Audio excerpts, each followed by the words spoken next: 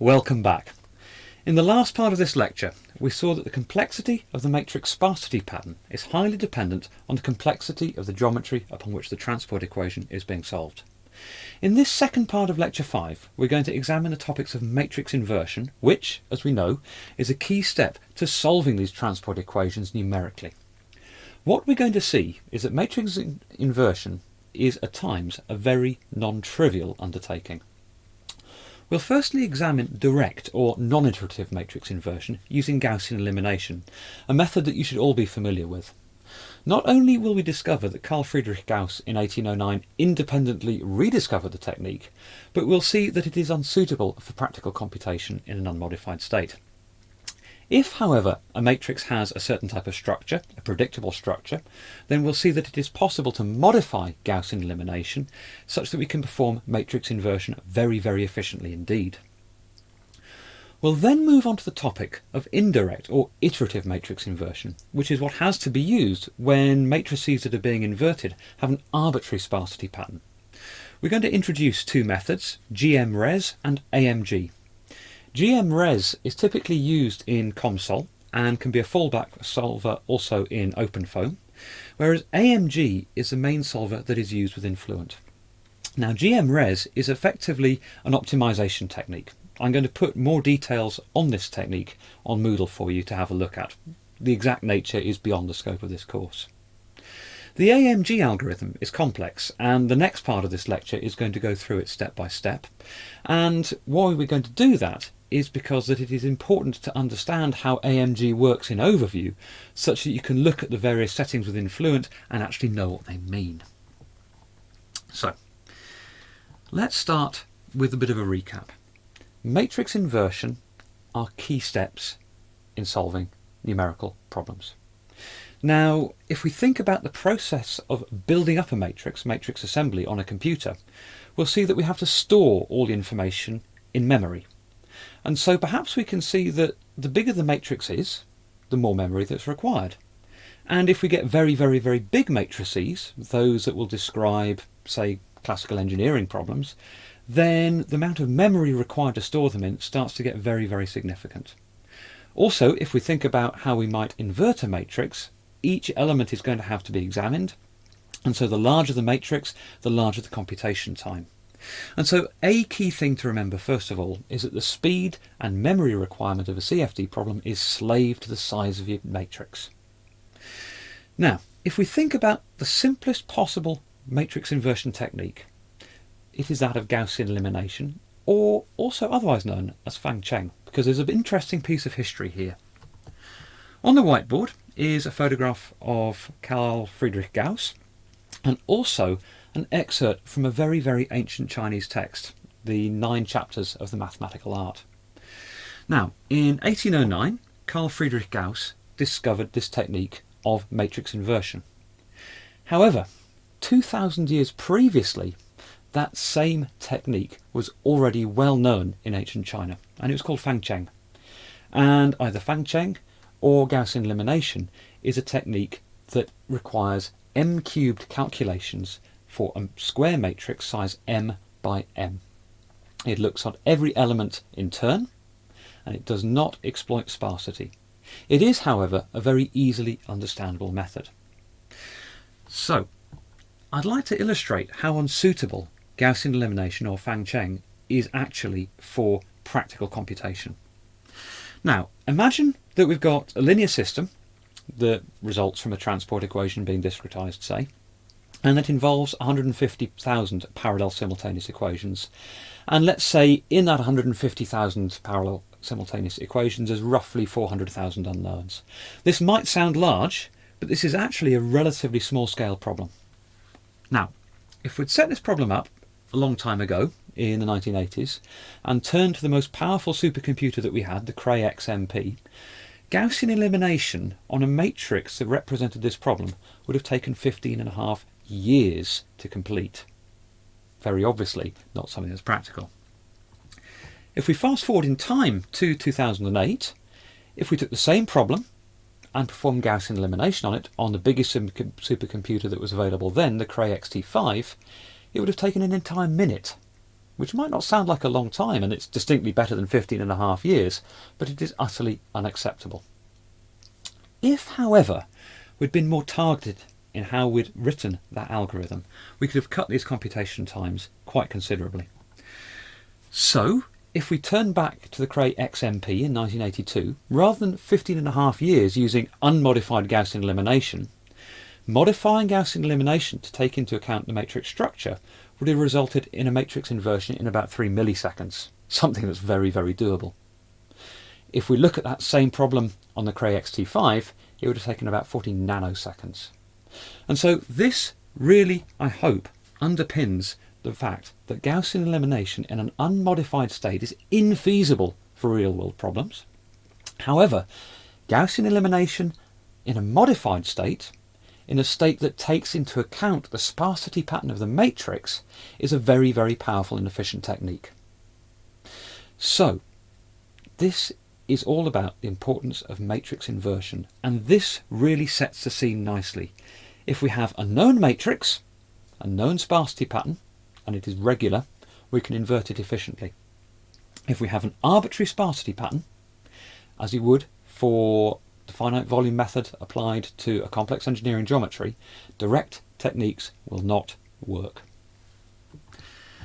Now, let's suppose that we have our 1D heat transfer problem that we examined a couple of lectures ago. We saw that we had a one-dimensional array of nodes. We saw that we can set up a transport equation based on that, and from that transport equation we can then produce a linear system, and then we can write our equation down as mt plus bt infinity equals 0. Remember, t is my temperature vector and b is my vector of boundary condition information. And if I want to calculate my temperature field T, all I have to do is invert that matrix M. Now, for our 1D problem, M had 3 diagonals. It's a tridiagonal matrix, and it has a very, very, very well-defined sparsity pattern. Now, if we take Gaussian elimination and say, look, what we're going to do is to use the technique on a tridiagonal matrix. We know that all we have to focus in is on those 3 diagonals. Those are where the only non-zero terms are. And so we can ignore all the rest of the matrix because it's 0. And so there is a technique called the tridiagonal matrix algorithm, TDMA, also known as the Thomas algorithm, which takes the principles of Gaussian elimination and manipulates them to a sparsity pattern for a banded matrix.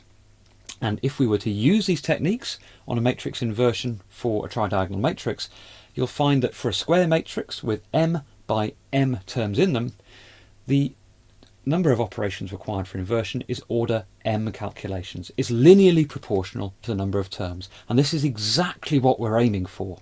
So this is a fast and efficient technique. So if you've got 1D problems, 2D problems, 3D problems on regular geometries in regular coordinate systems, then we can use direct matrix inversion. As chemical engineers, you'll also know that there are matrix inversion problems in all aspects of chemical engineering.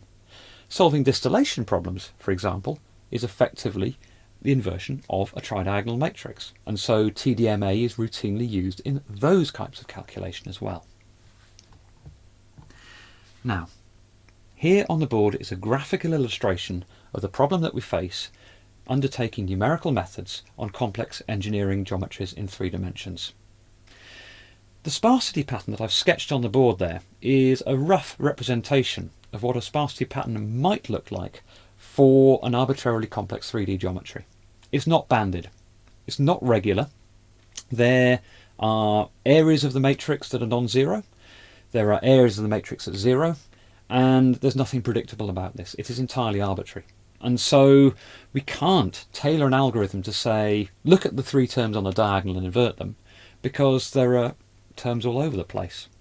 And so what we need is now a method that can efficiently invert a matrix with arbitrary sparsity. And we now know that that is not going to be Gaussian elimination.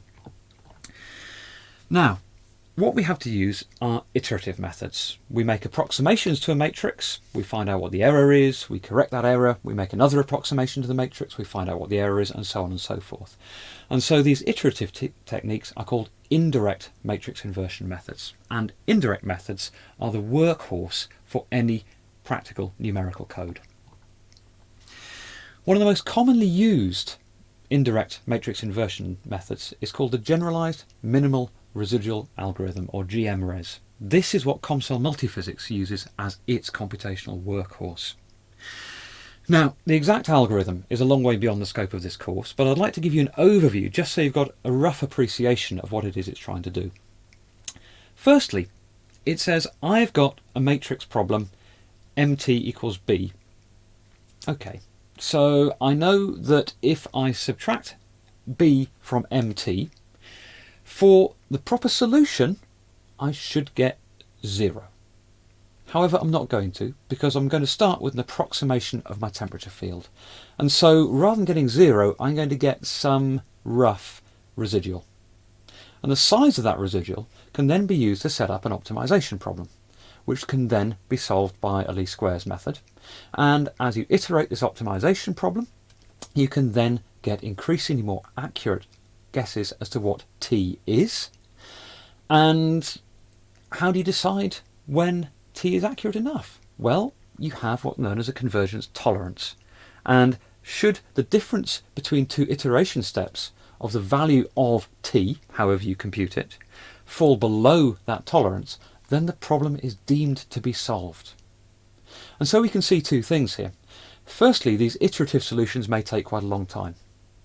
Secondly, your answer is absolutely linked to what you set that convergence tolerance to. If that convergence tolerance is too large, the temperature field or whatever field that you're calculating is going to be a very rough approximation to what it actually is and may not be fit for purpose. If that convergence tolerance is too small, then you may never get a solution because the way in which the problem is set up is inherently approximate, and so the approximations may never get you that high precision. And so the choice of your convergence tolerance, therefore, is a matter of compromise. It's a compromise against accuracy versus attainability. Now, the important thing to note about GMRES is how long it takes to do a matrix inversion. We saw that modified Gaussian elimination, let's say the tri-diagonal matrix algorithm, was linearly proportional in terms of time to the number of terms in the matrix. It was order m terms it took to solve the problem. Now, depending on the matrix your inversion, GMRES can be order m terms, which is great, so it scales linearly with the number of terms in the matrix, or in the worst case, it can scale quadratically with the number of terms in a matrix, and these are the times when computation can take a considerably long time. Now, GMRES is a powerful solver. It's used in ComSol, it's used at times in OpenFOAM, however it's not used in Fluent. Fluent uses a completely different approach, which is called Algebraic Multi-Grid. And the concept behind Algebraic Multi-Grid is a very interesting one, and it's the one that we're going to explore in the final part of this lecture. The basic idea is to start with your full linear system and then to simplify it on successively smaller and smaller and smaller and smaller matrices, to do a matrix inversion at the smallest level, and then to rebuild that complexity using the information obtained from every step. So we're going to see exactly how that's done in a minute. So I'd like to just highlight a few key points from this part of this lecture. Unmodified Fang Cheng, or Gaussian elimination, although very straightforward, is unsuitable for the inversion of large matrices since it scales cubically with the number of terms within the matrix that you're trying to invert. However, if you know the sparsity pattern of your matrix, for example, if the structure of your matrix is banded, then modifications of Fang Cheng or Gaussian elimination, such as the Thomas algorithm or the tri-diagonal matrix algorithm, can be written such that that matrix inversion scales with the number of terms in the matrix. And suddenly you go from order m cubed operations to order m operations, and that's really what we're aiming for.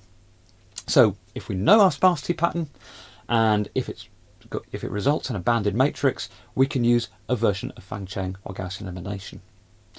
Now, for sparsity patterns that result from typical finite volume or finite element codes using complex geometry, we'll need to use an indirect method because, as we've seen, that sparsity pattern is essentially arbitrary. We've seen that GMRES is an indirect method that can invert a matrix in roughly between order 2m squared operations and order m operations depending on the matrix structure. We've also seen that GMRES is not used in Fluent, but something else called AMG is used, and we're going to look at that in more detail next.